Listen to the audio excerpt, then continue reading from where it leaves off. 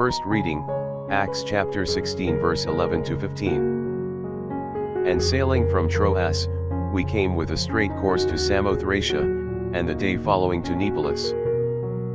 And from thence to Philippi, which is the chief city of part of Macedonia, a colony. And we were in this city some days conferring together. And upon the Sabbath day, we went forth without the gate by a riverside, where it seemed that there was prayer, and sitting down, we spoke to the women that were assembled. And a certain woman named Lydia, a seller of purple, of the city of Thyatira, one that worshipped God, did hear, whose heart the Lord opened to attend to those things which were said by Paul.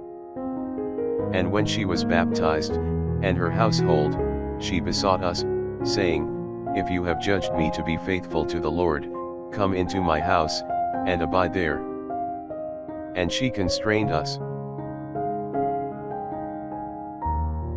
Psalms chapter 149 verse 1 to 6a and 9b. Sing yet to the Lord a new canticle, let his praise be in the church of the saints.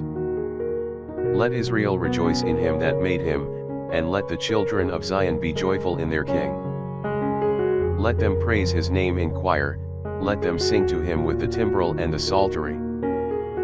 For the Lord is well pleased with his people, and he will exalt the meek unto salvation.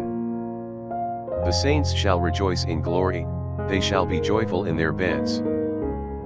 The high praise of God shall be in their mouth, and two-edged swords in their hands, to execute upon them the judgment that is written. This glory is to all his saints. Alleluia.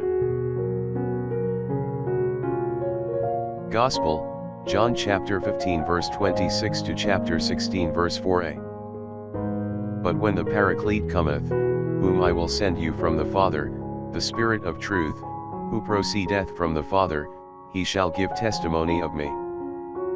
And you shall give testimony, because you are with me from the beginning.